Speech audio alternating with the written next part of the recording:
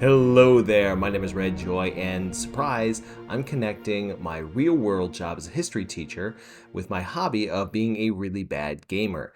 Now, you guys will get to know what it's like to actually be one of my students. You can still get out now. For the love of all that's holy, get out now. Today, we're going to look at the historical leaders of an 8-year-old game. And now that we've separated the weak from those who can stand a little bit of history, let's chat about Civilization 6. Civilization 6 is a grand strategy game where you play as a historical leader that represents a particular civilization. For the previous civilization games, they went with basically the most famous leader of that civilization.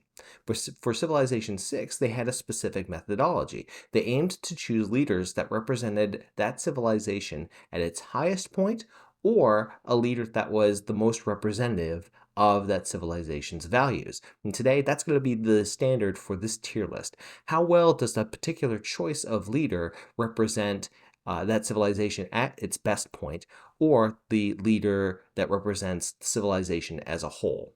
This and Civilization 7 was just announced recently, and it's the start of the new school year for some of you kids out there, so it's good enough time as any to go into these leaders.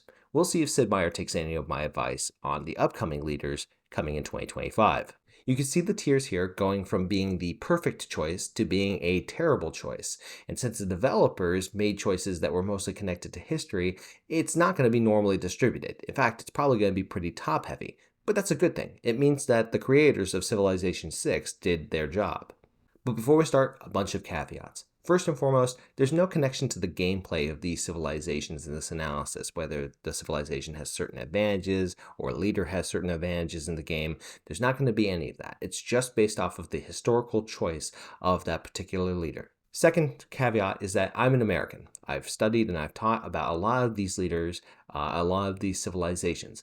I have to admit, I'm not an expert on every single one of them, but and I haven't lived in all of these different areas for these different civilizations. There's going to be a lot of obvious choices that I can call out as being great choices or terrible choices, but it's going to be basically, there could be more well-informed critiques that could be included. So I'm going to allow for a lot of grace for a leader choice that I'm not super familiar with.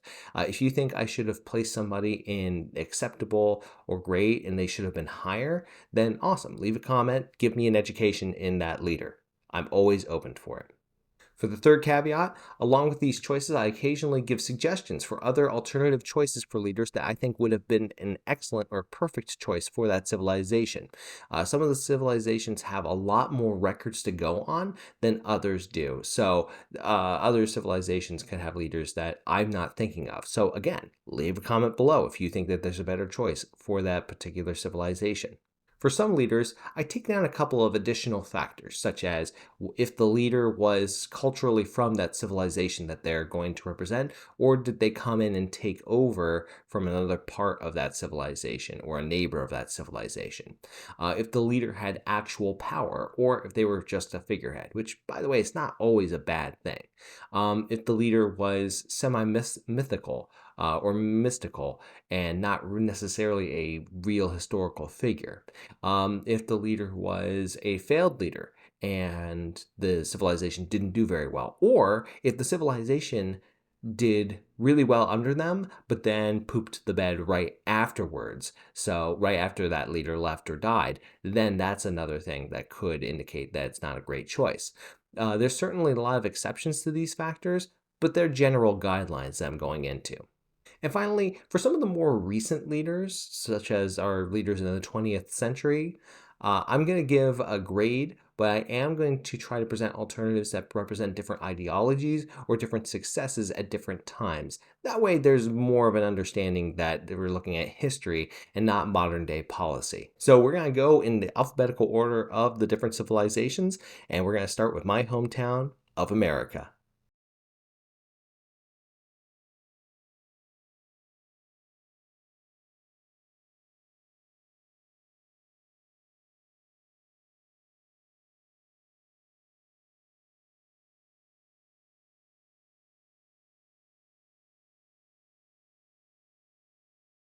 So for America, they have two leaders. And by the way, you'll see alternate pictures for alternate game styles for characters. They have Bull Moose Teddy and they have Rough Rider Teddy. But the first is Abraham Lincoln, and just gonna just straight up say that him and Teddy are both perfect choices, right? I say that as a bias as an American, but I think that they nailed two different aspects of what they were looking for with the American persona, right?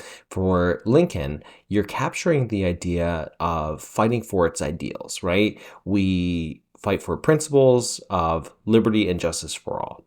And for Theodore Roosevelt, it's following through the principles of working together for the common man and for the nation, right? Whether you're talking about Rough Rider Teddy, and kind of gathering his group from his friends and cowboys to fight battles of San Juan Hill and whatnot during the Spanish-American War, and then Bull Moose Teddy for his legislative reforms and kind of fighting against big business and whatnot. So those are the I would consider those to be the perfect choices for the United States.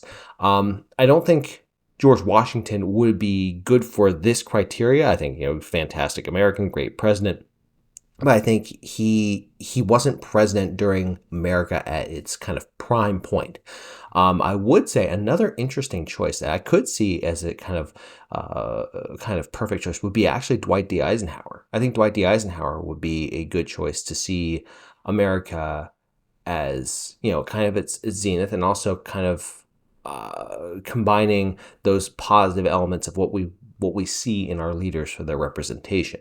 So I think Dwight D. Eisenhower could be a perfect choice as well. Next up, I have Saladin. Now, Saladin was the Kurdish leader, and he is the leader of Arabia. So he's already kind of, I wouldn't say suspect as a leader for Arabia, because he's not originally from the area. He's from several 100 miles north, and he actually never really ruled much of Arabia. He was one leader of many of the resistance against the Crusaders. He fought in the kind of time period between the Second and Third Crusade, and he took Jerusalem, and then he ended up fighting against Richard III after he had taken Jerusalem. I feel like there are better choices, right? So I'm going to put him for acceptable, not a horrible choice, right? But there are better. And I think the big name I'm thinking of is Harun al-Rashid. Harun al-Rashid was one of the major leaders of the Arabian Caliphate during the I guess the 8th and 9th centuries. He was a contemporary of Charlemagne. In fact, he and Charlemagne famously got along and exchanged gifts. And he was a major kind of contributor to the Islamic Golden Age that was during that time period, while Europe was kind of trying to get its footing back in everything. He was helping to fund major projects for scientific experimentation, for brilliant artistry, and did a really, really great job to help to advance the Arabic civilization. So I think I would put him here before I would put Saladin. Saladin's not terrible, but I just think that Harun al-Rashid would have been a better choice. Okay, so next is John Curtin. Now, I confess this is one that I'm hitting a little bit of a brick wall with, for two big reasons. One is I don't know a huge amount about Australia's presidents, and second is I don't like the idea of using more contemporary presidents, although, he was 80 years ago, so it's not necessarily like he was super contemporary. I'm going to put John Curtin under great choice. I think he was the Prime Minister of Australia during World War II. He gave a good example of Australian ethics, kind of put more emphasis on kind of government action to help out folks during the Depression, very similar to Franklin D. Roosevelt. I think I wrote down in my notes two different other possibilities, and folks from Australia, please leave a comment below to see if they match up to John Curtin, or if I should have made John Curtin the perfect choice for Australia. I put Alfred Deakin and Ben Chifley in there. Again, I'm not a huge expert. I was kind of scanning around, doing a little bit of independent research, and those two names came up as different coming from different ideologies, but having a similar positive impact on Australia. Again, if I'm speaking out of my butt, please, please, please leave a comment below. I'm here to learn from you guys just as much as you guys are hopefully getting a little bit out of this. So that is Australia. I put John Curtin here as a good choice. Could be a perfect choice. Leave a comment below. Next up is for Montezuma of the Aztecs. Now, whenever I saw this in previous games, I got myself mixed up, right? When you think of Montezuma, a lot of people think of it in context of the Spanish conquest of the Aztecs. That's really unfair. That was Montezuma II, and he was really an ineffective leader. But Montezuma I was the one who actually did unify the Aztecs. First and foremost, I would say as a second point, rather than first and foremost, is that Montezuma was the person who unified the Aztec people and really formed the empire. But he only did that like a few decades before the Spanish arrived, right? The Aztecs were not a super ancient civilization. They were kind of a new civilization. So the fact that they were able to develop the most densely populated city on the planet at that time with Tenochtitlan, really, really impressive. So I'm going to actually put him as the perfect choice for the Aztecs. I think he really did a fantastic job of using his power, his will, and showing the highlight of the civilization. Okay, next is Hammurabi. Now, Hammurabi is most commonly known. He's the leader of the Babylonians. He's most commonly known for implementing his famous code of laws. But a lot of people also forget that he was also a major leader, military leader, and he helped to expand, was one of the first big expansionists for the Babylonian kingdom or empire, if you would want to consider it an empire. He is really the most famous known name for Babylon, so it's pretty obvious that he is kind of the perfect choice for Babylon. All right, next up is Brazil. Now, Brazil is tricky because Pedro, he's a really great choice. I think the issue that I have with Pedro is that after him, he had a lot of issues when he was the emperor of Brazil. He was, by the way, regarded and widely loved, but he was cast out of power, and Brazil kind of lost a bit of its way after that, right? Obviously, it's a wonderful country. It's beautiful. It's amazing.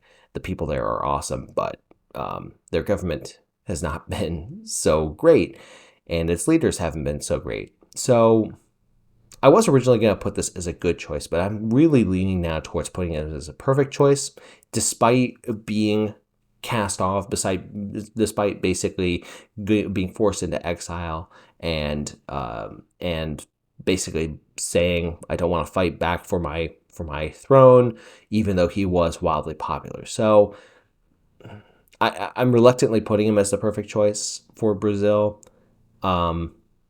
Yeah, I can't think of anybody else. I'm thinking of like the leaders during the 20th century, and they seemed either to be really unpopular, really corrupt, or kind of as dictators. And that's not really, it doesn't really capture the Brazilian spirit the same way that Pedro does. So I'm going to have to say that he is probably the best choice for Brazil. All right, the Byzantines. Now, the nice part is I know quite a bit about the Byzantine Empire because I'm a nerd, and I love these two are very interesting choices. They have Basil II and they have Theodora. They're very interesting choices because they capture two different sides of the Byzantine Empire. One being its more militaristic, take back land, Eastern Roman Empire style, right? And then one being more of the kind of cultural leader who also dealt with the religious schism, helped to try to heal the religious schism at the time. So I'm going to start with Basil the Bulgar Slayer. He was kind of that symbol of Byzantine resilience, or just resurgence during the 10th century, where he literally conquered the Bulgarian Empire, I'm actually just going to put him as a good choice. And I put him as a good choice for a number of reasons. He had basically, when he expanded, he pushed and pushed and pushed, and did a wonderful job of securing the empire, except for the fact that he never had an heir. His heir was his brother, who he had never included in power. I would say that even if he had just pulled his brother aside and said, "Hey, listen, you're going to be taking over after I die because I don't have any kids because I never got married, because who needs to get married when I'm conquering the world? I'm going to teach you a couple of civic important pieces of civil and military management to make sure that you can maintain this after I go." He never considered that. So I think that he is a little overstated as being the greatest Byzantine emperor, and the empire didn't do a huge amount of great after that. It did have resurgences later on, but he left it in a very precarious situation, right? And Theodora, by the way, Theodora, I think of her as being kind of linked to Justinian. She was Justinian's wife, and she actually managed the empire while Justinian was essentially, down with the sickness, i.e., the plague. He recovered, and he actually outlived her for some time, but she ran the show for a while, and she was of a different religious persuasion than he was. And what they tried to do, they understood they loved each other, because it was one of those rare instances where it was a marriage out of love, and they did try to kind of put together the kind of alliance to kind of meld that religious difference. So however, even with that in mind, it's the kind of understanding that she was more of a symbolic leader than an actual leader with power, right? She had some level of power, but everything went through Justinian, right? It was a very sexist society. So I'm going to put her as acceptable, not because I don't think she's not an important figure. She's a very important figure, just like Saladin is a very important figure for Islam, but she is the kind of person who is... she's not, I wouldn't consider her to be the pinnacle of the Byzantine civilization. I actually came up with two other choices for the Byzantine Empire. The first is Anastasius I Decorus, who was the Byzantine emperor who came in right before Justin. Justin, of course, being the uncle of Justinian, right? And what he did was he first off ruled over a very peaceful time, which was weird, right? It was like when the Western Empire is basically crumbling apart, it's basically falling apart, and the Eastern Empire is actually holding strong. And the fact that it held strong was partially due to Anastasius. The other is an interesting choice too. I actually could have considered putting Alexius Comnenus up here. He was the person who was most famous for having accidentally started the First Crusade. But he was that kind of person who used Byzantine power of diplomacy, right? Of manipulating things, of trying to kind of control things, control other powers, and to make sure that he could get the best possible outcome for his empire. Paying off whoever needed to be paid off, kind of negotiating, glad-handing people, and actually really helping improve the Byzantine Empire's situation going into the 1100s. All right, next up is for Canada. We have Wilfrid Laurier. I feel like almost a bit of the opposite of Brazil. He is a great choice amongst many great choices, right? I'm actually going to put him. I'm going to put him in the good choice category because of a little bit of my lack of knowledge. Canadians, please put below. I know you guys are great and polite and all that jazz. Put below how you feel about Wilfrid Laurier. I had also investigated some of the prime ministers of Canada, and I saw that John A. Macdonald and William Lyon Mackenzie King could have been included. I I think they may have come from different ideologies and certainly different time periods. But I would say that from a lot of the kind of polls I saw, that Laurier was one of the most popular choices for Canada, but different opinions may vary on that. So please let me know. Again, I'm letting my Americanness kind of pierce through on this one, but I'm open to learning more. So again, leave a comment below and fix up my brain on this one.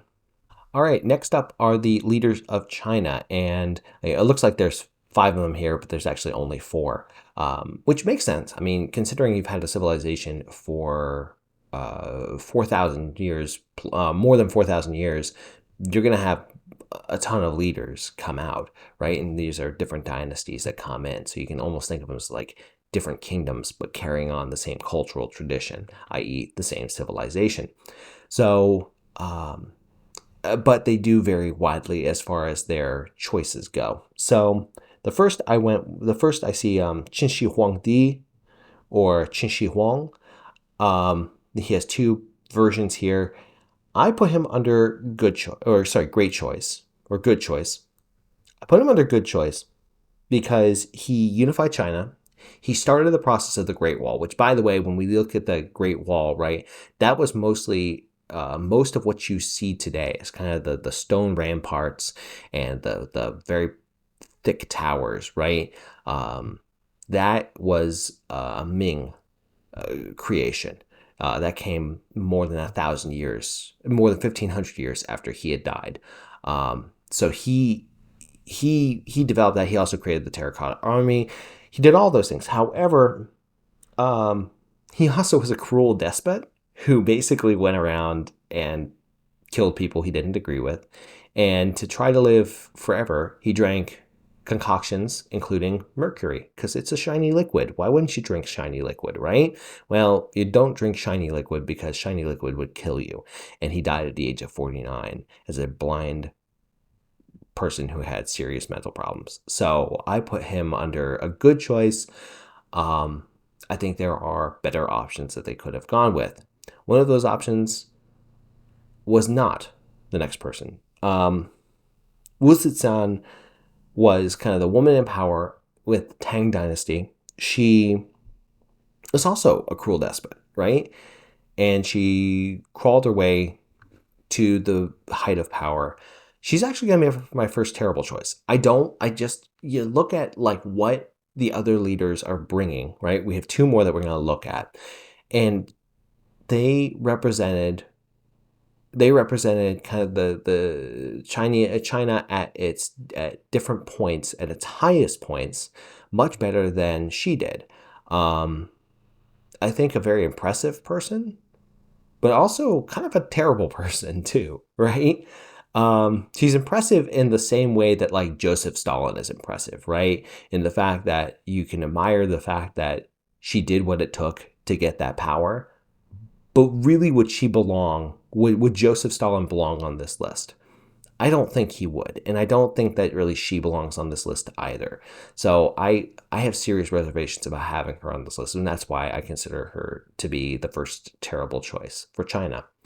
Then we have Kublai Khan. Now, Kublai Khan, I put him as acceptable, right? There's a bunch of things that are working against him. First and foremost, he was Mongolian. He was not from China. And he did, although with credit to him, he did admire a lot about the Chinese. He did associate a lot with Chinese culture. And of course, he was the guy in charge of China during Marco Polo's journeys. He was still an invader, though. He was still seen as the outsider taking over the system. And the Yuan dynasty was not long for this world after he died, right? I think it only lasted 1 or 2 more generations after he died. And he was much more connected with Mongolian politics than he was with the Chinese politics. So I consider him to be not a horrible choice, but there are much better choices, i.e. the last choice, which is Yongle, who I put him as a perfect choice. This is the Chinese emperor, right? He was the emperor who sent the major influence who extended major influence throughout the world, right? He was the one who, if my memory serves, he was the one who sent the ships with, oh goodness,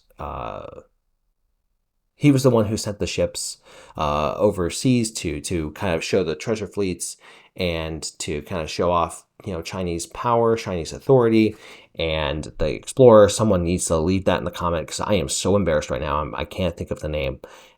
Zheng He. His name is Zheng He. But he basically was the person who showed the massive amount of influence, showed off China's influence over the trade of the Indian Ocean, and showed off Chinese power at its height, at its cultural height, and at its economic and military height. I also considered two other names on this list. I think they would have been acceptable choices or good choices, but I don't know how they would have gone. I think just Yongle is just the best choice. And the two other choices I wrote down, one was a person who I really deeply admire, and that's Sun Yat-sen. I think Sun Yat-sen, as the first president of a republic in China, he's widely loved today amongst people who are not communists and people who are communists, right? And speaking of communists, I wrote down Mao Zedong. He's different from a person like Stalin because he was a revolutionary who actually got to be in charge of communist China.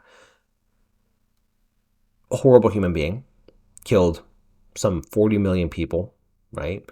And subjugated all sorts of people throughout China, and beyond, by the way. But I can't not mention him, right? Because he's influential, and other civilization games have had him as their leader. So I'm gonna kind of tenuously mention him. I don't know where I would put him, but the main point is Yongle, perfect choice for China. Next up is Poundmaker of the Cree. Now, I love the fact that they did not lump all of the North American Native Americans or Indigenous Americans into one group, right? They allowed for, they focused on one tribe, the Cree. I would have loved to see them have multiple tribes, multiple Native American tribes or nations, acting as different civilizations. You have a very different culture from the Cree than like the Seminoles or the Apache or the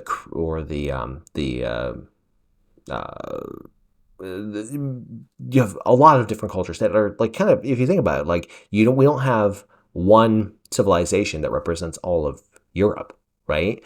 So I think they did have a misstep there, but that doesn't impact how I feel about Poundmaker representing the Cree, who I think he's a perfect choice, right? He's a symbol of somebody who resisted, in his case, resisted Canadian rule, and I deeply I can resist. I can really respect that, and I think that to me, because we don't have every single record of every single leader going back for centuries, Poundmaker is a great choice. Is really the perfect choice for the Cree because he is the most well-known name, the most well-documented name, and a great symbol of the independence of that nation.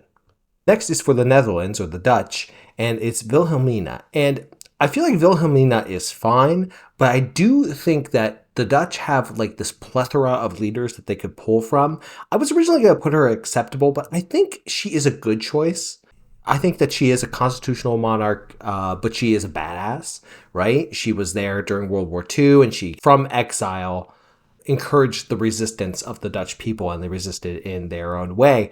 I think the issue I have, and maybe I'll put it back in acceptable, is that I feel like that wasn't quite the Dutch at their strongest, right? Their largest kind of expanding empire. So I am going to put her at acceptable, but I do want to respect the fact that she is a badass. I think you could have gone with either Maurice of Nassau or William III. I think they could have done a really good job of representing the Dutch at their absolute strongest. But she is a badass, so I do want to respect it. I mean, like, so far, in the acceptable tier, you got, like, Saladin, complete badass. Theodora, also badass. Kublai Khan, I'll consider him a badass too. And Wilhelmina. I mean, they're great people in history. I just don't know if they are the best choice to represent their civilization. So next is Ramses II. Now, Ramses II, interestingly enough, originally I put him as great, but I'm going to put him as perfect because he represents the Egypt at the peak of the New Kingdom, right? The New Kingdom was that period where they expanded the most, right? That was the most military expansion. When we think of Egypt, we typically will think of not just the pyramids and the monuments. In that case, then I would have gone with probably Khufu or maybe even Hatshepsut. But Ramses, I think, is just a fantastic choice for Egypt. And I'm really happy that they decided to go with him. Oh my gosh. You know why I said her? Because I'm thinking of the next person. You know who the next person is? You know her. You love her, I guess. It's Cleopatra. Cleopatra is the reason why I made this list. Civilization, Fraxis, whoever's in charge of your department. I need to tell you something. Stop putting Cleopatra to represent Egypt. She wasn't a very good representative of Egypt. She is a terrible choice. Here's the thing. Cleopatra is the most famous person who is associated with ancient Egypt. But the problem is that she represents the very fall of Egypt. After she reigns, Egypt is just a province of Rome. It is she falls and it ceases to be an independent power for several centuries. So to say that she represented Egypt at its strongest point is just wrong. Not only that, but she was the last in a dynasty of usurpers for Egypt. The Ptolemaic dynasty was Greek, right? So I understand if you want to say, oh, she was famous, right? And you choose her for her fame. That's one thing. But Civ 6 specifically said that they wanted to choose leaders that represented the peak of their civilizations or someone who perfectly represented their civilization. Ramses gets that. Cleopatra is the opposite of that. And this is the very reason why I put her as a terrible choice for Egypt. This is the reason why I made this list in general. Another choice that is pretty terrible is Eleanor of Aquitaine for England. Now, here's the thing, right? It was a weird point in the medieval period where she was the Queen of England. Her husband was also not really English, and it was kind of the Angevin Empire, which was based in Anjou, which is modern-day France.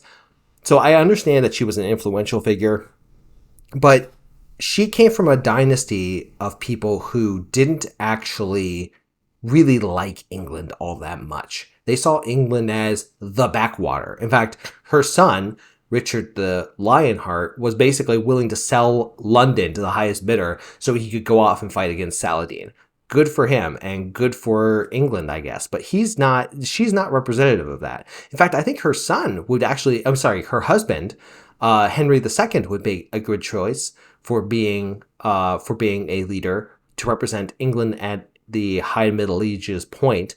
Another person who could represent England in the High Middle Ages would be Edward III, especially considering that Edward III was the first to really utilize England's greatest military strength in the Middle Ages, which was their longbowmen, their yeoman archers, which were selected from people who were basic landowners, not aristocrats, but brought up and trained to take down the aristocrats of France. I think that symbolizes England's power much better than the person who represents Frenchly court of love. That makes no sense to me. So she's a terrible choice for England. But you know who's not a terrible choice for England? Elizabeth. You know her. You love her. You've seen every play by Shakespeare. You've heard of Francis Drake. You know the Tudor dynasty, and you know that she was the last person in it. That's great. She is the ideal choice for England in the Renaissance period, right? She was the one who started the American expeditions, right? She was the one who was the ruler during the defeat of the Spanish Armada. She was the one who basically cemented England's place as a Protestant nation against the forces of Catholic Europe. Really, I think that she is a great symbol for England as an independent sea power. Another fantastic choice for Britain is, of course, is Victoria. Now, Victoria, she is a symbolic leader. She is the she doesn't have any real political power at this point. What she has is cultural power, right? And so much of modern day culture in general comes from her.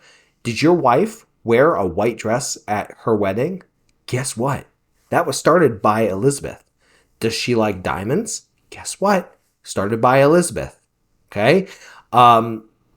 She was the queen during the point when the Industrial Revolution, this kind of second phase of the Industrial Revolution, was coming about, right? So it was a really big period of change for Britain. Yes, it was also the period where Britain saw its largest expanse of, maybe not exactly the largest land expanse, but the largest growth of colonial power, right? It was also the point where Britain had its greatest expansion of voting rights, right? It was at the point where she started her reign as being the monarch that ruled over a parliament that mostly consisted of people who were elected from like rotten boroughs and people who didn't really have much of a right to vote. And she ended in 1901, where many men, not quite women yet, but many men had the right to vote regardless of their property.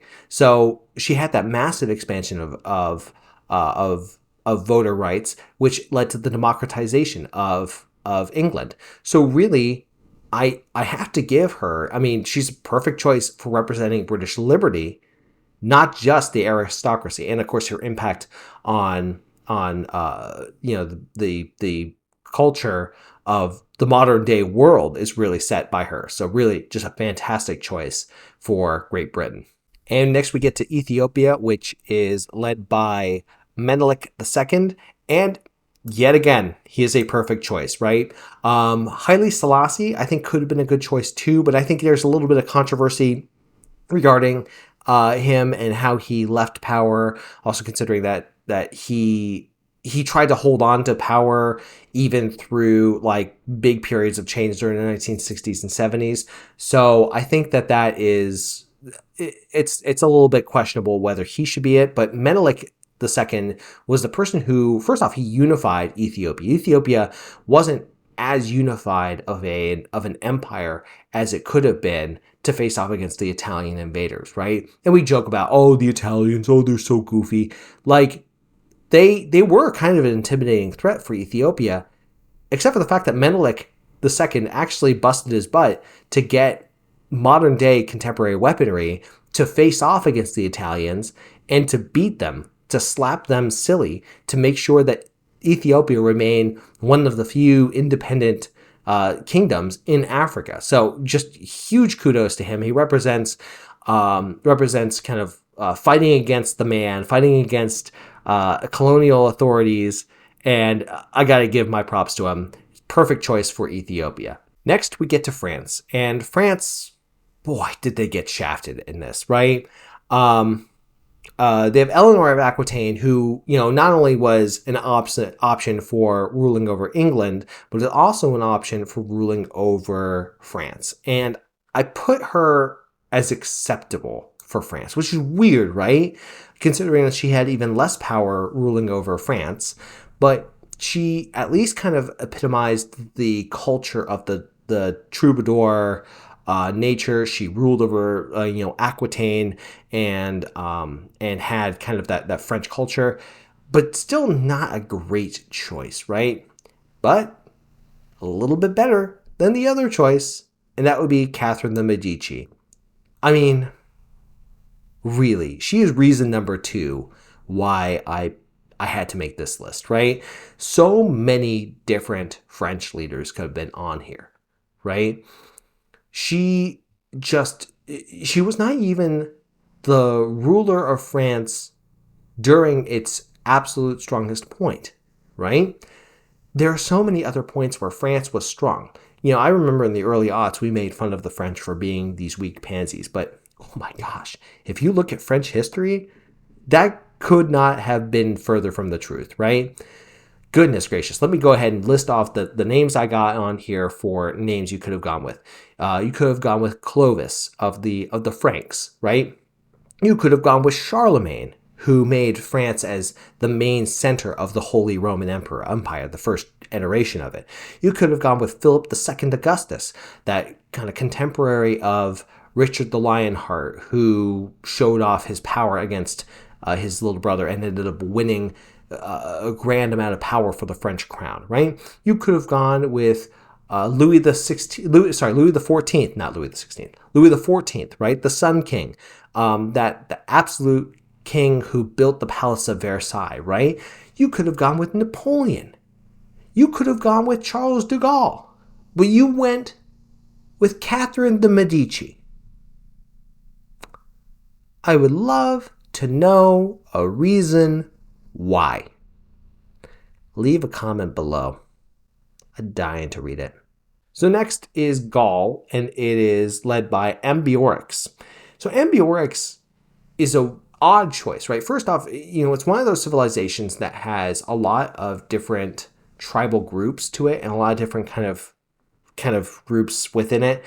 Almost a little bit like the Native Americans, right? And it's weird to say we have this massive group of the Gauls that we're going to give to one leader, right? I think Brennus would have been a better choice. Brennus was the person who actually slapped the Romans around quite a bit. Ambiorix was he was the leader of the Belgae tribe in northern Europe, basically modern day Belgium. I think it would have been cool if they actually made him the leader of the Belgae, right? And you could have like the Belgian civilization, right? Where you have compulsory voting and waffles as an export, right? I think that would be great. For the Gauls, I think he's acceptable. He's not terrible, but there are better choices. Well, I'm sure there would be better choices if they left written records. Brennus would have been the best choice. But even then, it'd be a little bit difficult to qualify who would be the best choice for Gaul. All right, next up is Georgia. So Georgia, I was ready to kind of look down a little bit on Tamar, but oh my gosh, in reading up on her, she was a boss. She was an absolute boss. Perfect choice.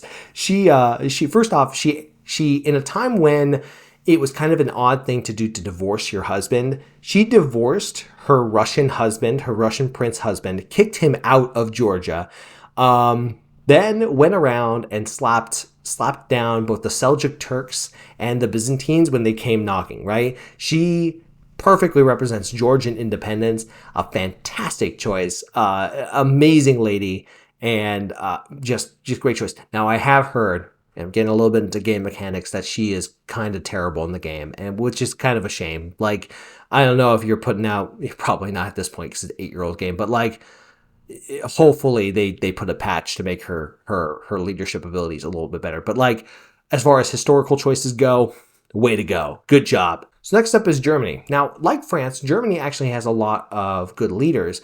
And unlike France, you're talking about a nation that is actually a relatively new nation because they were broken apart into a lot of different German states, right? So if you're going to have one single leader of a German civilization, you better make sure that they are really representative.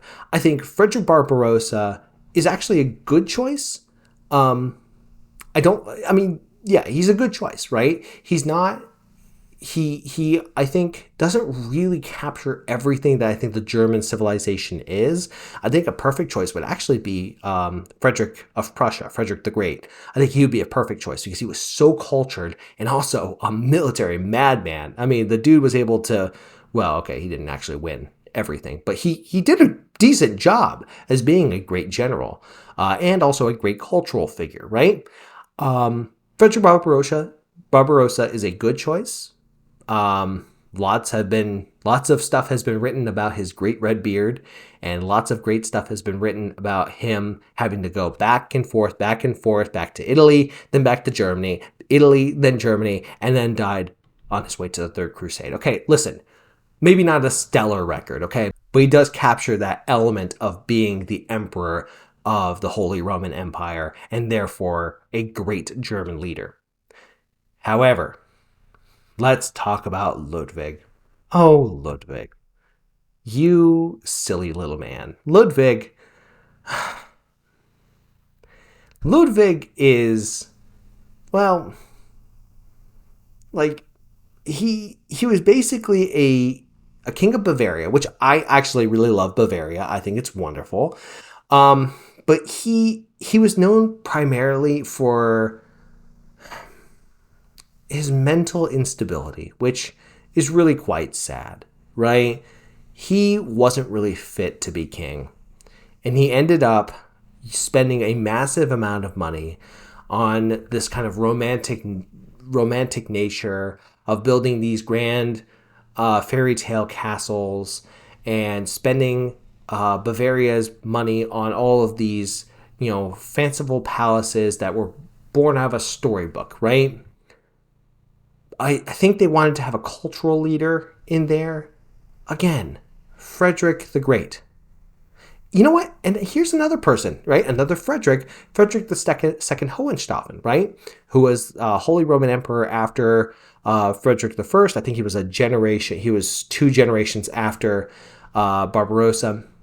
He was also, I mean, he was nicknamed the wonder of the world because he was just so many different interests, what he was fascinated with, right? He was a guy who spoke Arabic. He had actually ruled over Jerusalem for a time, didn't need to conquer and invade it, and was humiliated on his way out. He was excommunicated twice because he didn't like the Pope, right? And he was, this kind of quasi cosmopolitan figure in the Middle Ages, right? He would have been awesome to choose as a cultural leader, but they went with the storybook king.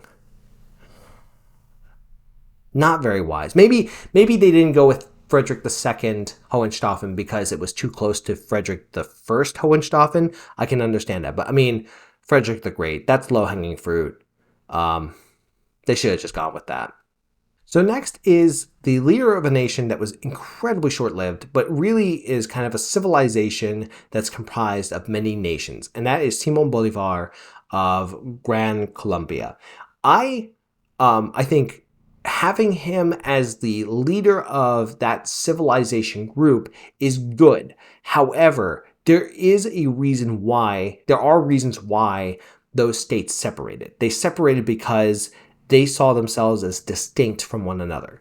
Bolivar didn't really see it that way. He wanted to create a universal Spanish-speaking state in South America and Central America, right? He wanted this unified Spanish state to be kind of like a unitary republic. And very admirable. He was, I mean, the dude was an awesome dude. He would travel these vast distances, fight in all these battles, got exiled a couple different times for, failing, and then he would come back stronger than ever. I mean, Simon Bolivar really is an awesome dude.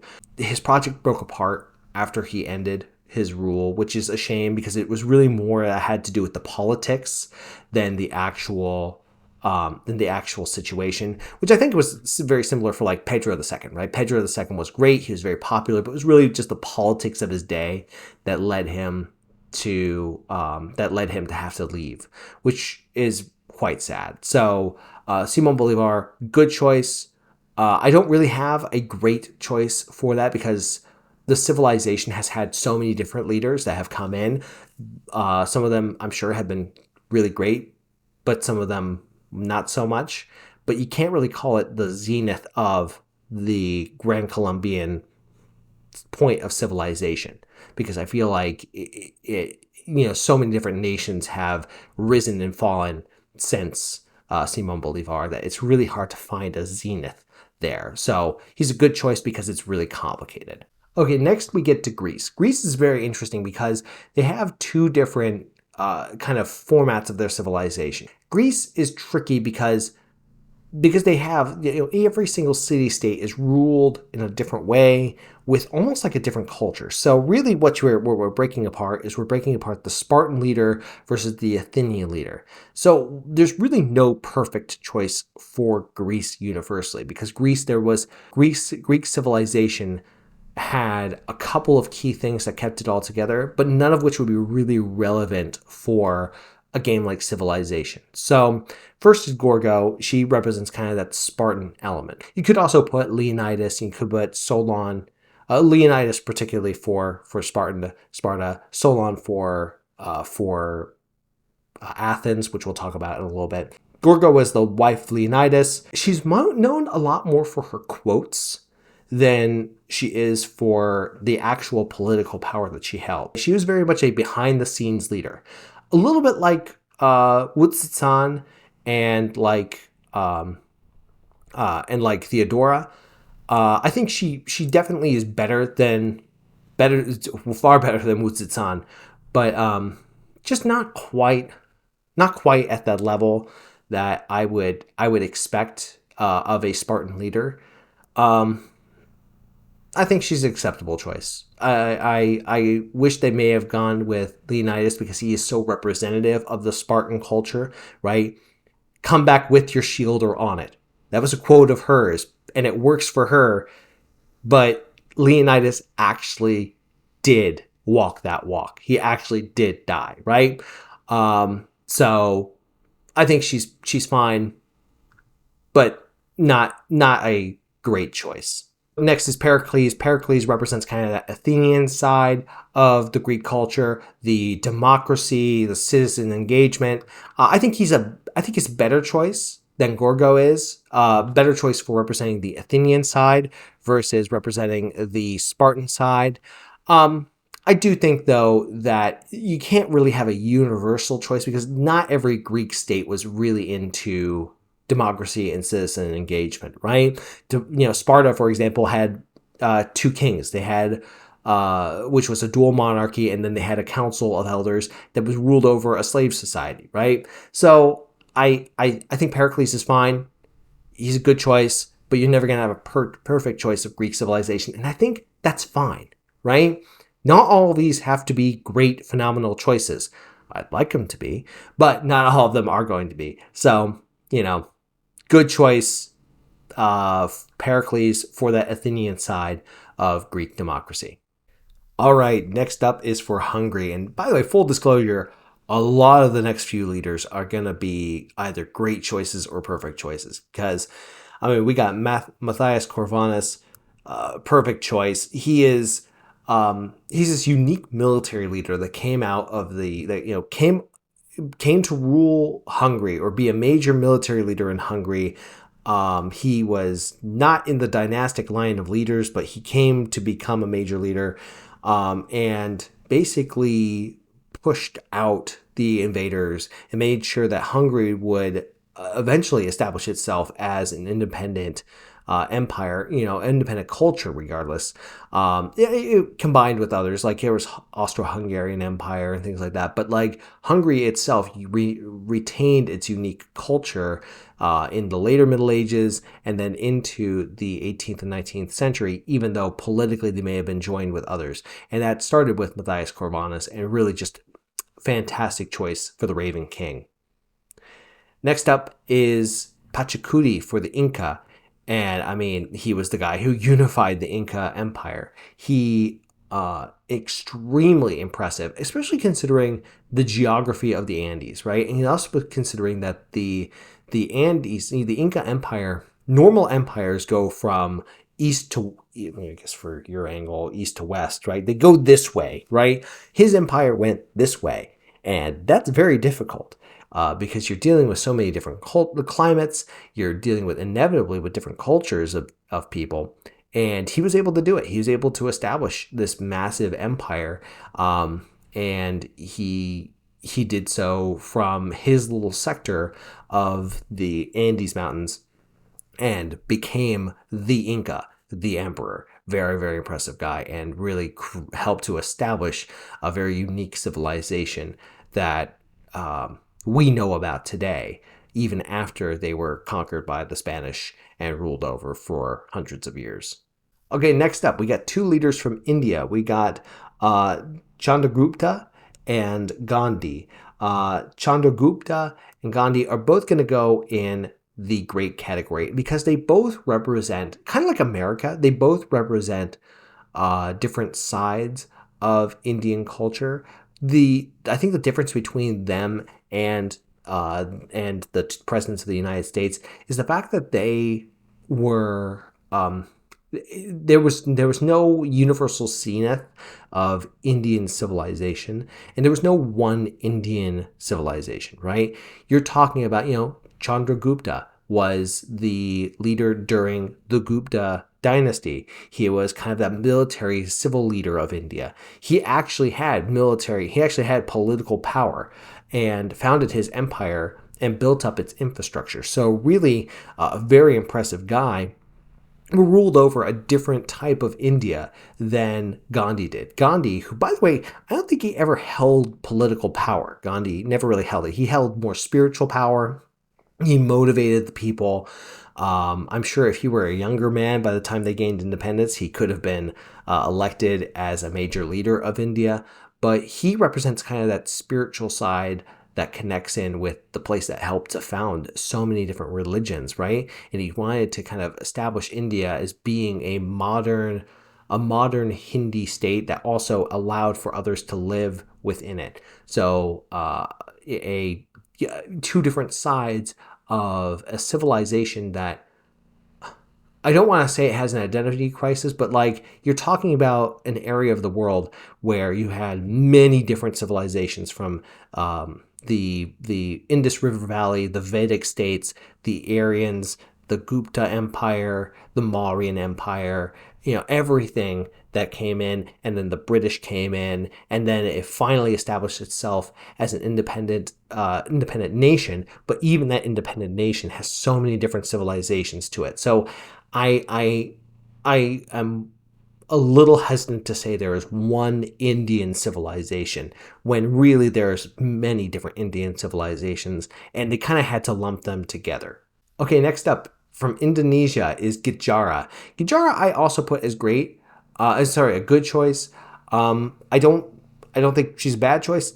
I just think that she is, there's many different leaders, many different kind of groups that make up Indonesia. You're talking about this archipelago that has like hundreds of islands to it and hundreds of different cultures with it. So she's kind of a universal kind of political leader, but there was also Gajah Mada that was kind of acting as the prime minister that was kind of running things, running the military power, running the kind of policy from the back.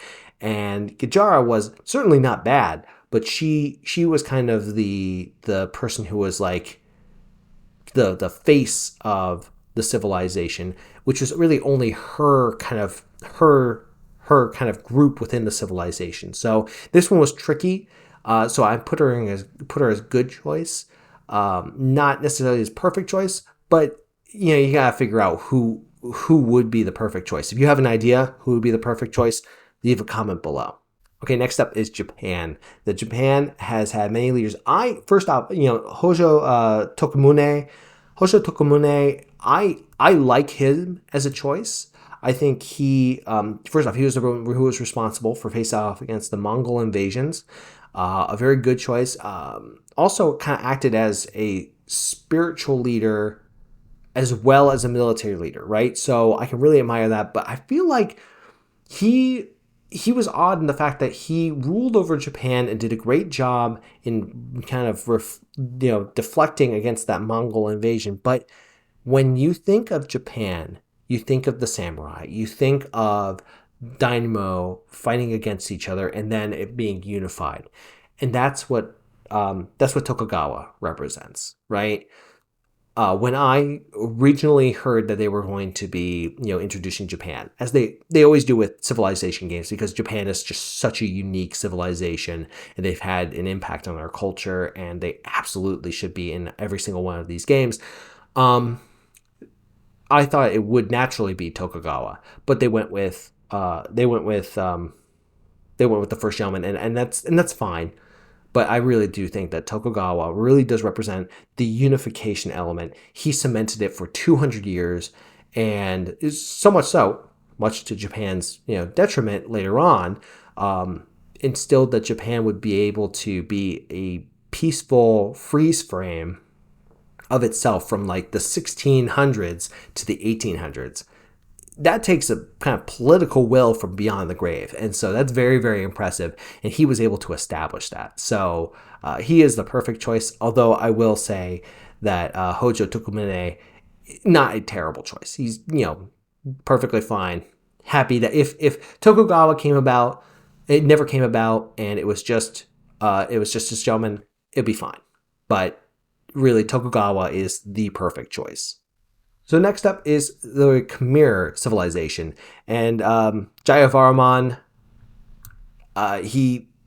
Jayavarman the Seventh, who so many different guys named Jayavarman, but Jayavarman the Seventh was the guy who he built up the infrastructure. In doing the research, you learn just so much that he did. It's the reason why civilization goes back to him time and time again. He was the guy who built up the infrastructure. He built up the hospitals. He built the structures of Angkor Thom. He faced off against military invasion. He did it all. He ensured that Khmer would remain independent for a really long time in the late medieval period. So huge kudos to him. He is kind of that perfect mix of what a civilization is looking for in different play styles. And I think the way they play him is a kind of a very modest and humble character in his personality, but he knew how to throw down and defend his lands when he needed to. So great choice, perfect choice for the Khmer. Okay, next up is the Kongo, and there's two leaders for the Kongo that civilization went with. Now, the first choice, Mvemba Ananzanga, they went with him because of a unique mechanic, I think. They went with him, if you look at the mechanics of the game, he doesn't actually start his own civilization, his own religion. He takes on a religion that comes to his land, and he will kind of combine it with other religions to create like a kind of a super version of that religion. It's an interesting mechanic, but I can't get over the fact that if you were to look up this guy's name, he comes across as Alfonso, right? That's odd, right? It's a little bit like if we had a president who decided to change his name to Ivan Rusovich, right? Because he was such a Russophile. It'd be a weird thing, right? You wouldn't think, even with the great things that person might do for their civilization, for the nation, that's a really odd thing. But you know who's a perfect choice? Is this gal here, Nzinga Mbonde. I mean, she fought against slavers from Portugal and from other places. She shaped the Congo to be an independent civilization within her life. She was a boss. Perfect choice. I love that. Maybe it's just me. Maybe it's the American in me that I love resistance stories, but that's kind of cool. So she's pretty awesome. So she's a perfect choice for the Congo. Again, nothing against this guy, but if your main identity is I took on other people's cultures, it's weird. It's an odd thing for a leader to have as a representative of a civilization.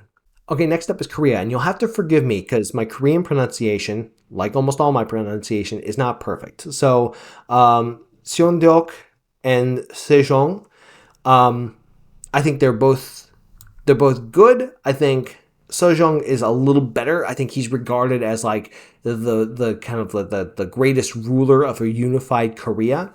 Seondeok, I want to start with her though, because she's not a bad choice, right? She represents the kingdom of Sia, or Silla, which was this kind of pre-kingdom that was part of the Korean peninsula, right? She showed really good government competence over her kingdom.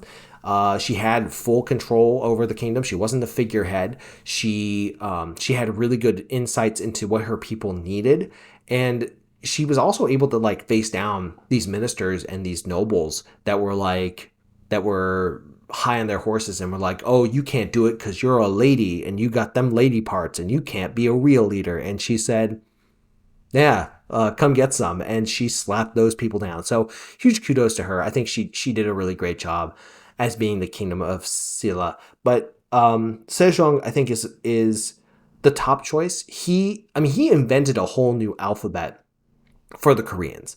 He ended up developing a whole new calendar. He expanded science and welfare for the people, right?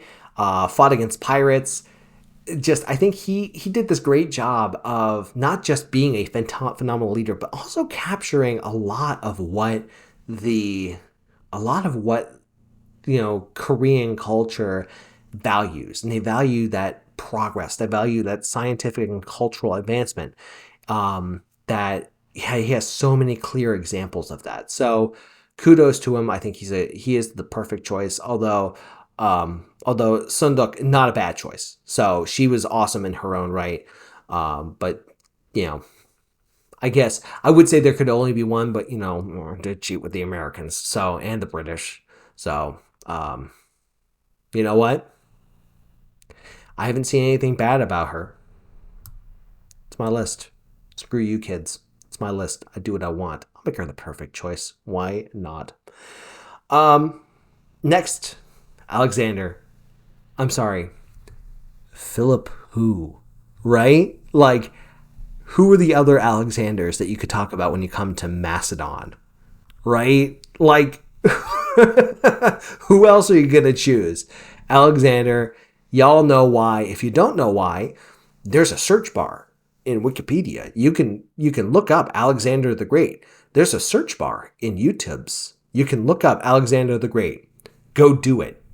He's pretty impressive as a leader. As a human being, not really. He was a dirtbag, but as a leader, top choice.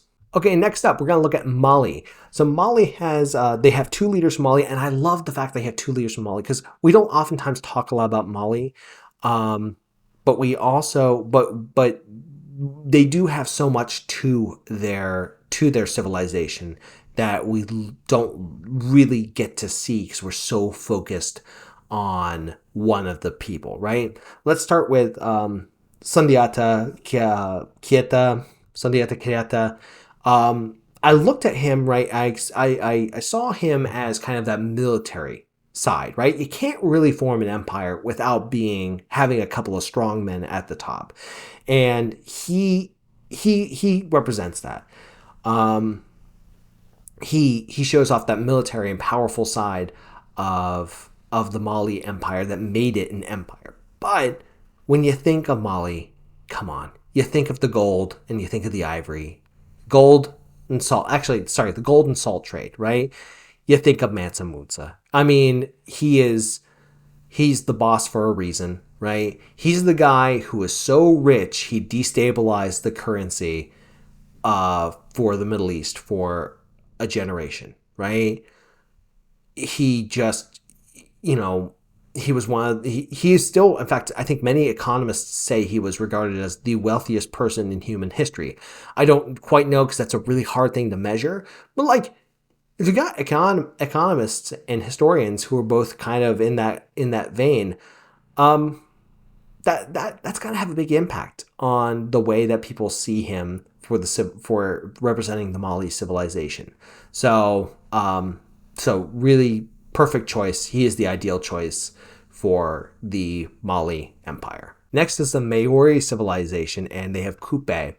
In Maori civilization, you run into that similar issue where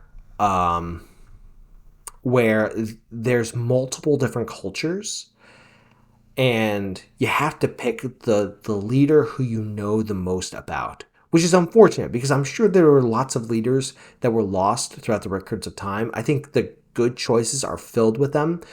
Kupe also has the point against him in the fact that we're not I mean, we're not sure if he did everything that they claimed he did. He's semi-mythical, and that's not a terrible thing, but it's also kind of limits him, right? It limits they say that the truth is sometimes more impressive than fiction. And if everything they say about him is true, awesome. If not, then he still can be a good symbol of the civilization.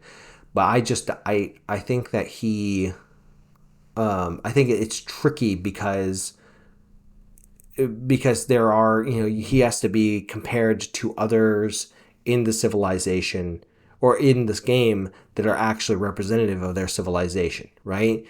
So I don't think he's not certainly not a bad choice, but I do wonder, I wonder if there was a leader somewhere within that civilization that they could have pulled out if someone were to do a lot of digging into Maori culture and to find that one ruler who did like amazing work for his group of people. Maybe Coupe would still be the best person for that. I still put him as a good choice, not a bad choice though. All right, next up is the Mapuche and the Rato, and oh my gosh, like it's the fighter in me that I love fighters against authority. And goodness gracious, I mean, he I think he fought and he died to keep the Mapuche free. Um, and I got to give my props to him. I maybe you know maybe I don't entirely off the top of my head. I can't remember if the Mapuche fell right after he died, but huge kudos to him for being that person to stand up against power and authority. And so I'm putting him kind of similar to Poundmaker. Just he's the kind of guy who stands up to an overwhelming force, and when the overwhelming force says move, he says no. And that's awesome. I gotta give my props to that. So for the Mayans, they have Lady Six Guy. And Lady Six Guy, the thing about the Mayans is they're very much like the Greeks, where it wasn't a unified state. It was really more of a city, a series of city states that were around the Yucatan Peninsula. But you gotta give her credit in the fact that she ruled the city state of Naranjo, I think it's how you pronounce it, for almost 60 years. That's really impressive. So I'm not really sure how much power she actually had, although there's a good chance she had quite a lot of power, or how much she was a symbolic leader. But she's, I think, a very good choice for civilization that didn't quite have a unified state. So I'm going to put her in the good choice. I think it's hard to determine who would be the perfect leader for the Mayans, if she would be the perfect leader for the Mayans or if not. So I'm going to put her in the good choice category. All right, next up is the Mongols, and the Mongols have two rulers, Temujin or Genghis Khan, and Kublai Khan. And I mean, Genghis Khan should be obvious. It's got to be perfect choice. He was the guy who unified the tribes. They were at their greatest peak with him in charge. I mean, the Mongols had many great leaders and great rulers, but really, you'd be doing a disservice if you didn't choose him, right? Now, Kublai is interesting in the fact that he is an example of a different type of leader compared to Genghis Khan. He he was different though to a point where like the Mongols, he didn't really he tried to connect to the Mongolian culture, but he also tried to connect to the Chinese culture. He was always a man, I feel like, of two different cultures. So I mean, he is really the epitome of someone who is an acceptable choice, but there are better. Sadly, very much of how he was for the Chinese, right? Where he was this man between two different cultures. So sadly, I had to put him there. Although, again, great guy, great ruler, very powerful, but ultimately kind of stuck between two worlds on that one. All right, next up is for Norway. Norway, I think, is tricky because it's the Vikings, right? And the Vikings were they were kind of a series of a lot of different kind of tribes and clans within Norway. Norway did unify eventually in the Middle Ages, and their leader is Harald Hardrada. Originally, I had him just as acceptable, but I think I'm actually going to bump him up to being a good ruler, a good choice. But there are two other choices that I think are clearly better, I would say. But a little bit about Harold. Harold came about towards like that end of the Viking Age, right? What he represents is the Viking Age during a time when, they were trading and they were acting as mercenaries, really across Europe and across the greater area, greater Mediterranean area, and kind of eastern area too. And that's why he's got the one version of him that is more kind of centered on being the Norse leader of going out and fighting against the typical European opponents, and then one version of him that's part of the Varangian Guard, right, where he was a mercenary for Constantinople and the Byzantines. So he is interesting in that kind of dynamic, which is why I think he's a good choice, because it shows an evolution of the Vikings, evolution of the Norse to be something that is one type of them that was very prosperous, right? The other type of Vikings are what we think of the traditional Vikings, right? The raiders that go out and loot some stuff and come back and take your kidnap some monks and some nuns and sell them on the slave market and worship Odin and Thor and beat up a bunch of town dweller, right? And I think there's actually I feel like that there's two other people that could be considered for that. One, of course, is Ragnar Lothbrok, right? I think he's of course made famous through the TV show Vikings. The other one that I really think would be really interesting would be Frida's Eriksdottir, right? Frida's Eriksdottir, she was. Let me put it this way. So Leif Erikson, of course, is known for sailing across to reach North America and try to establish a settlement there, but then had to go back to Norway and he converted to Christianity, right? Frida's was his sister, and she was, to put it lightly, a warrior queen, to put it lightly, right? Of course, wasn't really a queen of much, but she was really kind of an example of a very, very powerful leader who was just, had these extreme stories about her courage and her bravery and how she connected to kind of that traditional sense of being a Viking. And of course, reaching the far reaches of Viking exploration. So I think she would have been a really interesting choice too. But I've had my mind changed about Harald Hardrada. I think he's a good choice for Norway. But he's a good choice for one type of Norway, right? It may not be the type of Viking that you might think of if you think of Dark Age Vikings. So next is Nubia, and next is Amunator for Nubia. I'm actually going to also put her in the great category as well, good choice category as well. And I have an issue with her, the same that I have an issue with kind of multiple civilizations existing in the same general area, right? She was ruled with her husband.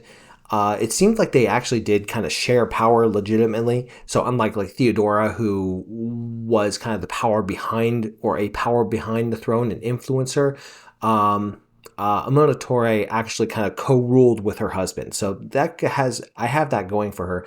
But the big thing that I've noticed is that, she's known for building the Nubian pyramids. She held off Rome militarily. She was kind of seen as like, you don't go into my kingdom. I know how awesome you are, but you don't go into my kingdom.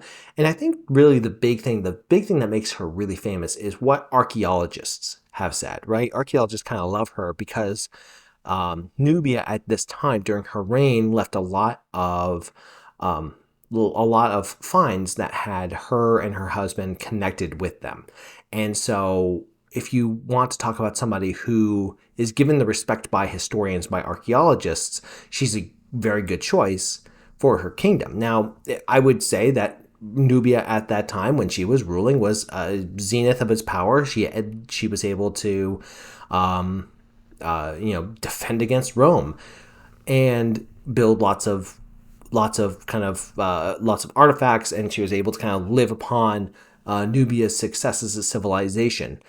But I think it's really more based on her reputation, historically speaking, which is odd because that's the way that all of these folks are. But especially her, based off of the artifacts left behind within Nubia, that she is very, very, very popular amongst the Nubians and amongst historians. So I'm going to put her in the good choice, really on the edge of being a perfect choice, but kind of I'm slightly hesitant to put her in the perfect choice. I might change my mind at the end of the video. Kind of lean towards not, though. Okay, next up are the Ottoman Turks, and their leader, of course, is Suleiman. Suleiman, of course, goes by two names: Suleiman the Magnificent, which is what Europeans knew him as, what the kind of West collectively knows him as. But in the East, he's known as Suleiman the Lawgiver.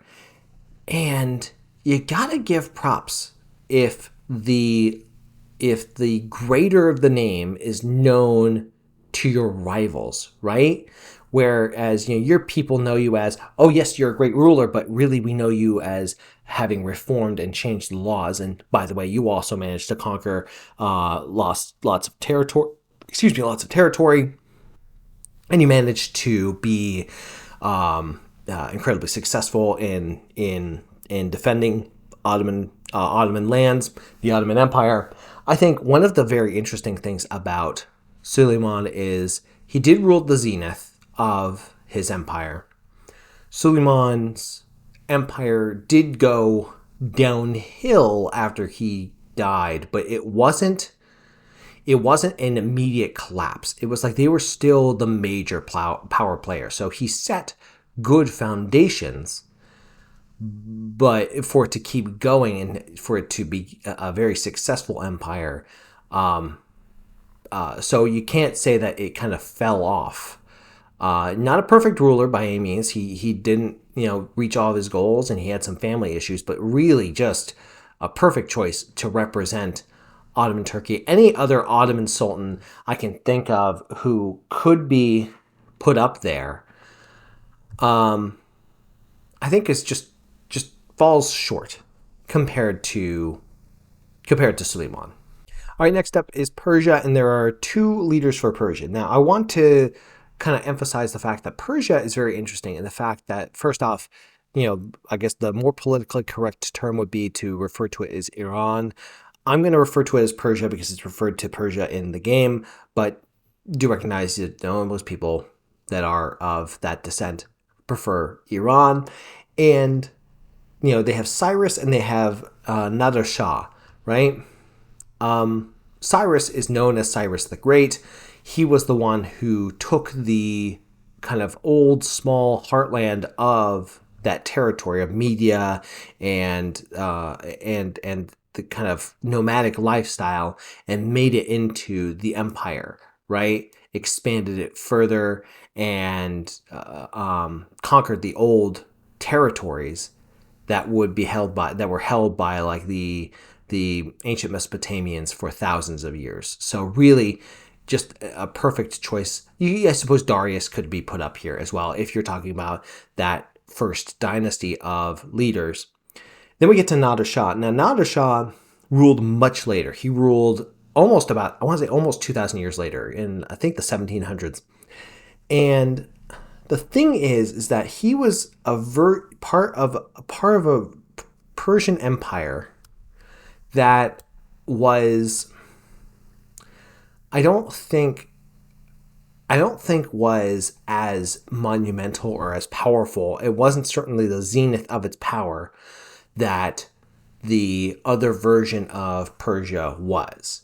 right? Or other versions of Persia, right? Because there were many iterations of Persia.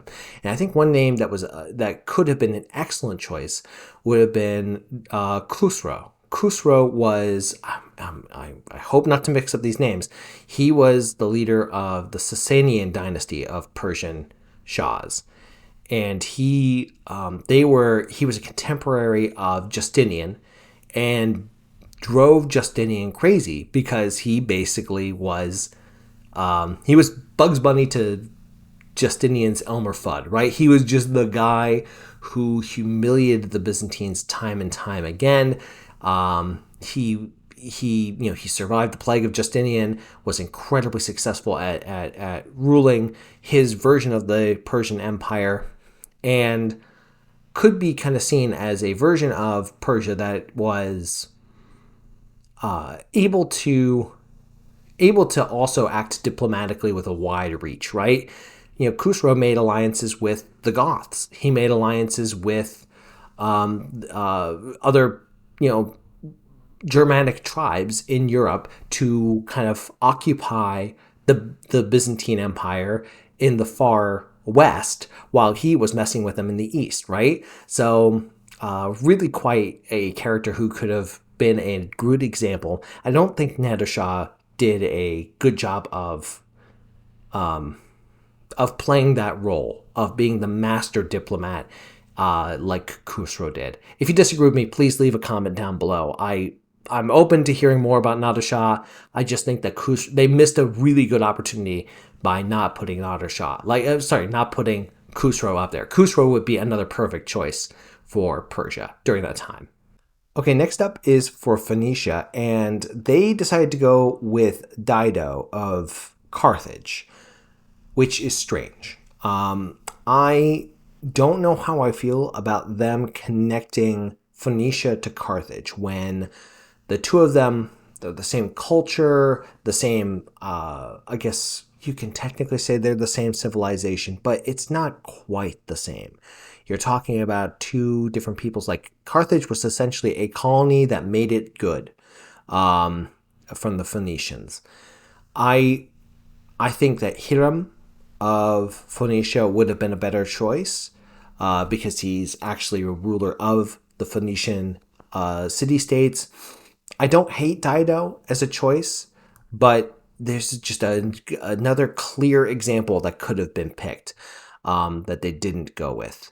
So I'm gonna just put her here in the acceptable, but there are better. All right, next up is Poland, and it's the King of Poland, Jadwiga.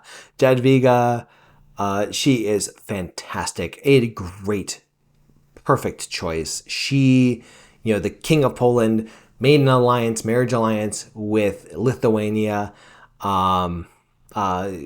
kicked the bejesus out of the Teutonic Knights, basically made the Teutonic Knights into a vassal.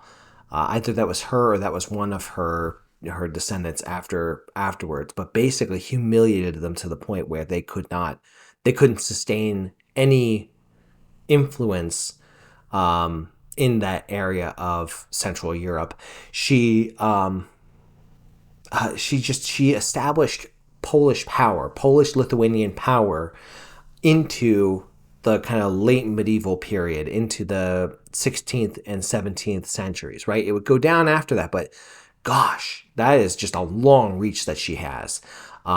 Very powerful, very great choice. I liked the fact that they kind of focused on her faith, of her kind of using the faith to enhance the kingdom in the game as the mechanics. But man, I think just militarily speaking, good choice. There's others that I think are great kings. Kings of Poland, but I just think that she does a fantastic job of capturing Poland at its height.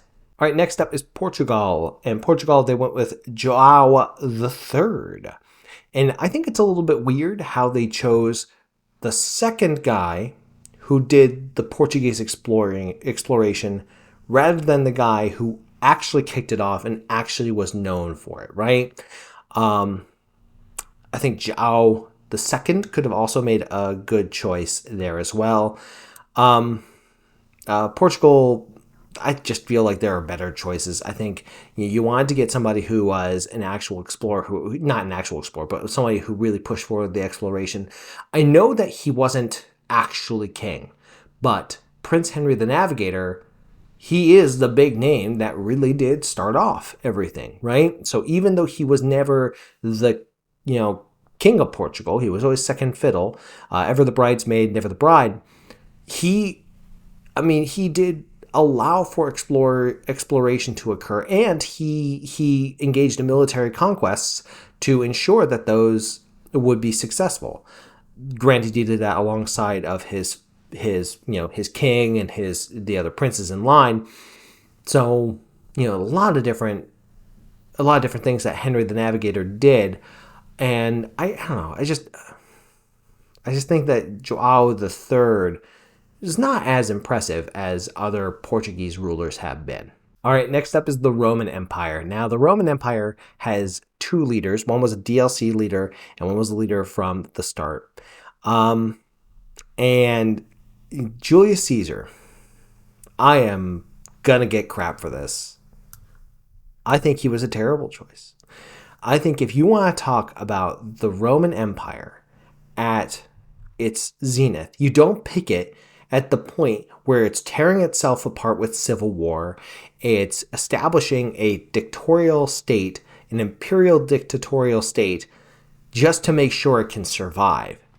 And you don't pick the guy who got assassinated as kind of the sequence of events that kind of further it along from being a republic to being a monarchical rule. I just don't think he was a good choice. I don't think that era of the Roman Empire, or the Roman kind of expansion into the Roman Empire, was Rome at its zenith. I think he's an important historical figure for ancient Rome. I think, it's important for people to study him, and he's admirable in a way. He wanted to do good things for the lower classes.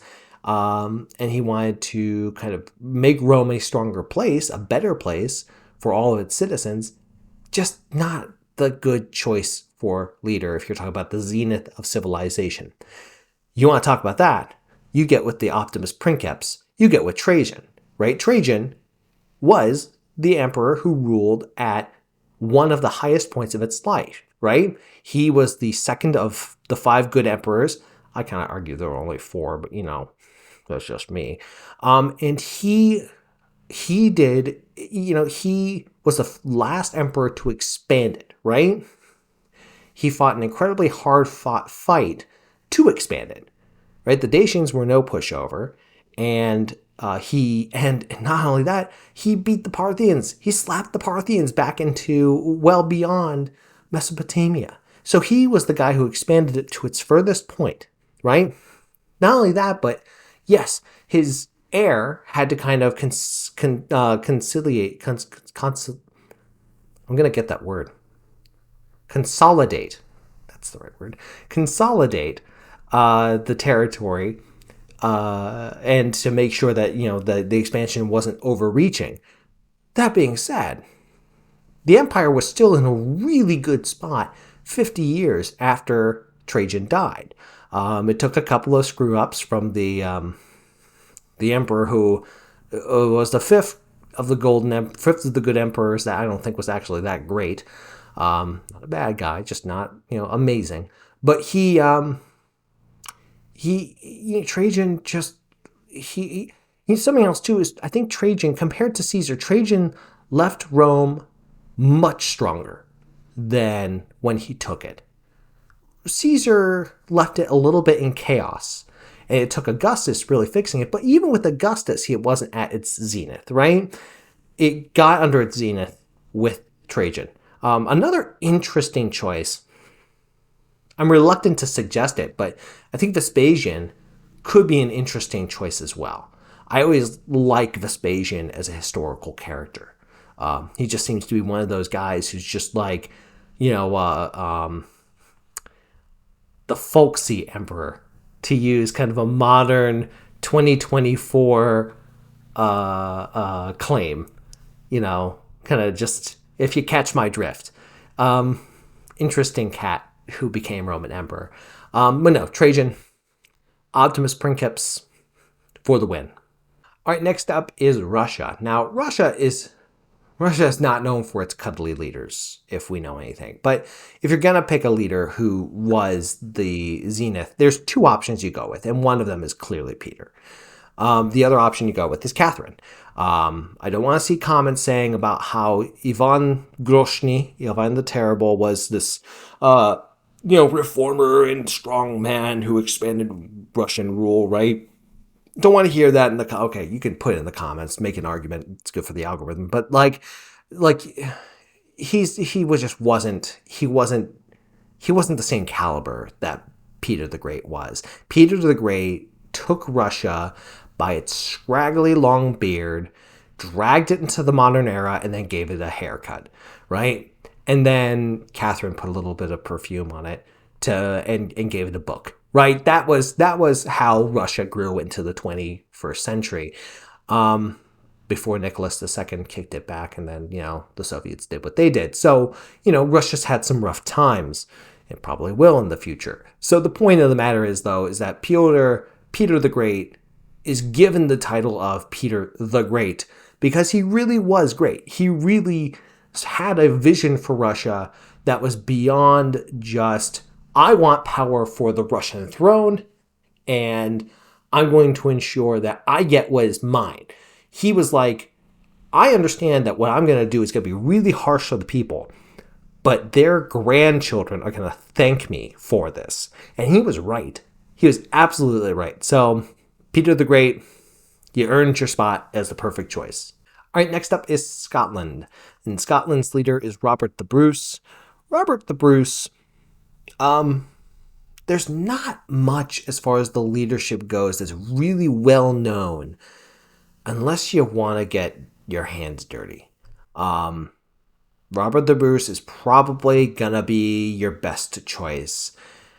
And even he's a very impressive guy, but I feel like if we dug a little bit deeper, I'm sure there could be other choices we could have gone with for the king of the Scots.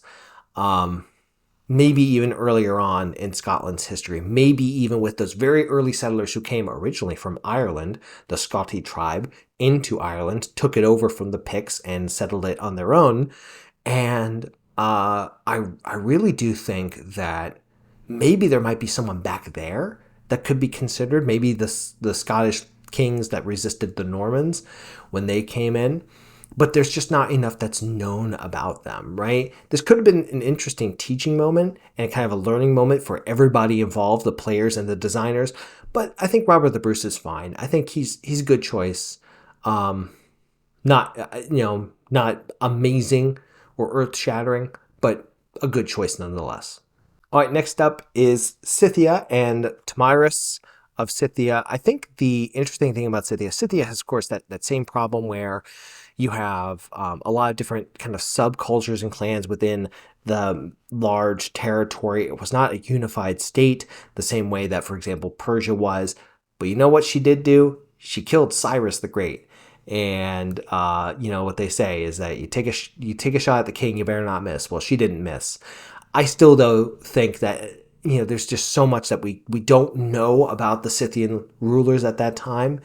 And I'm coming to the realization that maybe it's not so much of the leader's fault as much as it is the choice of the civilizations. And that's rough too, because the Scythians are really cool, right? They're like the horse lords before the Huns and the Mongols, right? They are the lords of the steppe before they come in. And she was the lady of the steppe. And, she rocked it. She was the warrior queen. And she has a great kind of story that goes with her and her protecting those territories. So I don't know if she is the perfect choice. Well, I don't think we'll ever really know unless there's some archaeological evidence or some written piece in some library somewhere. But I like Tomyris, and I think that she's a good choice, if anything. Next up is Spain, and with Spain we have Philip II. I don't know. I have an issue with just like I love people who resist, I also have an issue with people who are just authoritative jerks. And Philip, I get he was a mighty king. I mean, that's nice. But, like, his greatest contributions were, let's see, racking up massive inflation due to stealing all the silver from the Americas. Oh, and mistreating the Native Americans when he came in to conquer their territory, and having a costly war with England that he kind of lost, although I think England's victory is a little overinflated. Oh, and also continuing to hook up with cousins because your first marriage to the Queen of England completely failed. So yeah, Philip, you're not terrible, but you're not the best choice. I would have gone with, Isabella. I think they've gone with other games with Isabella, and I think she's okay. They also have Carlos the First and Charles the Third. Carlos the First, I think also. I think Carlos the First. I don't know if I wrote that in my notes wrong. I'm thinking of Charles, maybe Charles the Fifth Habsburg. I'm not sure, but I know Charles the Third of Spain was part of that Bourbon line of kings during the 1700s, and he was actually very, very good. He was the king who was either the generation right before the Napoleonic Wars or two generations beforehand, contemporary of Louis the 15th, and just was a solid administrator. Just allowed for, just was one of Spain's greatest kings, and doesn't get nearly the press that he should have gotten. So I would have picked him over Philip. But they went with Philip, probably is that impressive chin that he has. I don't know. All right, next up is Sumeria, and Sumeria has Gilgamesh. Now, normally I've had an issue with semi-mythical leaders, but it turns out I was completely wrong about Gilgamesh. Gilgamesh, I feel so stupid for saying this, for not realizing this earlier, but he was a legitimate dude that they just wrote myths about. He was kind of deified after his death, kind of like Julius Caesar. Now, sadly for me, I think this does impact the record as far as like who he actually was. I think that there may, like, Urnamu was another Sumerian king. You could have gone back to like Sargon of Akkad, to those kind of figures who were the very first builders of civilization. But hey, you gotta give at least a few props to Gilgamesh for getting a legend based off of you. So I don't think, not a bad pick, but you wonder what is reality versus what is just myth regarding him. All right, next up is Sweden, and they have Christina of Sweden. Now, you guys know me, I dig a good rebel, right? I love somebody who goes against the grain and goes against authority. But when the authority is your own people and your own culture, that's a little weird, right? Now, listen, I get what they were trying to go with in the game. They wanted to go with Sweden as the erudite, cultured people who are the North, right? And they went with a lady who was Minerva of the North. It's very interesting that they picked a gal who renounced the throne, then went to Rome to live with the Pope and become a Catholic convert. Nothing wrong with that, except for the fact that Sweden is a fiercely Protestant country. Odd choice, I think. Odd choice. I'm going to put her as acceptable. Not terrible, because I get the logic, but you couldn't have gone with Gustavus Adolphus, or even Charles the 12th. I don't think would have been good, because he was very good at losing the big war that he fought. But yeah, I just Christina. It's interesting too, is that if she changed a few things of her life, then I think that she would have been phenomenal, because I think that culture would have mixed with her personality, and that would have been excellent. I admire the fact that she was rebellious and kind of held strong to her values, but I think Minerva of the North would have been good if she stayed up north and actually ruled her kingdom. So I put her as acceptable. I just think Gustavus Adolphus would have been a little bit better. All right, next up is Vietnam. And Vietnam, I apologize for the mispronunciation, but Ba Trieu is the leader that they chose for Vietnam. She was famous for being this figure who was a resistance figure against Chinese invasion, right? If you don't know, kind of the border between China and Vietnam was contentious for centuries, right?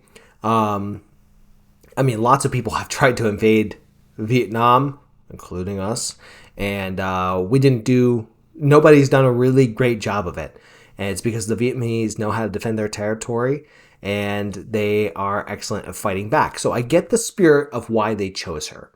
I think, though, you run into a situation where she we ask the question, is she famous for being a leader of the civilization, or famous for being the leader of being the resistance, right? And she's a figure that's kind of similar to somebody like, I don't know, Joan of Arc for the French, or Admiral Yi for the Koreans, right? I was originally going to put her in just acceptable, but now that I'm thinking about it, I do think she's a good choice, but I would have, I don't know. Like, I'm going to put her in good choice because I understand that that's a very clear logic, and there's an understanding that's very connected to the culture, and that causes me also to rethink Christina. So I think I'm also going to put Christina up in the good choice category as well, against my better judgments, because she does capture the culture of what Sweden, kind of what they want to convey about Sweden. And with Ba Trieu, same thing, right? They want to capture what it is to be about Vietnam. And that's, I can't fault the game designers for doing that. So I'm going to put her as a good choice, even though there may have been better choices that actually like unified all of Vietnam together. So last, of course, are the Zulu, and the Zulu have Shaka as the Zulu, and he's going to go right at the top as a perfect choice. The dude set up a military. First off, his life did not end well. He was assassinated by his friends, much like Julius Caesar, by the way. But he revolutionized the way that the Zulu fought to turn them from just being one of many tribal groups in South Africa to being a force that was to be reckoned with, that would kind of bring in all the other kind of small tribes to form a kingdom, and to make the British Empire really nervous in South Africa, to the point that they had to use overwhelming force to defeat them. And all they had, that's not all they had. Years after, when they fought in the Zulu Wars, right, they had more than just the spears and the knives. They also had guns and whatnot. But the Zulu had military tactics that really did put their enemies to flight. And Shaka Zulu really innovated those. And he was incredibly impressive as a military commander and as a civil leader. Kind of a wonky dude, but you know what? Can't really hold that against him when, he's the guy who's doing the heavy lifting for the kingdom. So, perfect choice for the Zulu, and kind of a perfect note to end on. And there you have it. That's one man's opinion, based a little bit about, my knowledge as a history teacher, on the historical accuracy of the leaders that Civilization 6 chose. Now, I am happy to report that if you look at this list, it's very top-heavy. Most of the leaders here were very good choices. So I think they did a really great job of choosing the perfect choice in each category. Then again, if they're going to keep on picking Cleopatra, I'm going to be a little bit annoyed. So, we'll see how Civ 7 turns out. But, rant over. If you have feelings, please leave them in the comment below. If you like what I do, leave the video a like, comment, subscribe. It helps the channel grow. So thank you all so much for watching. Take care and good luck. We're all counting on you.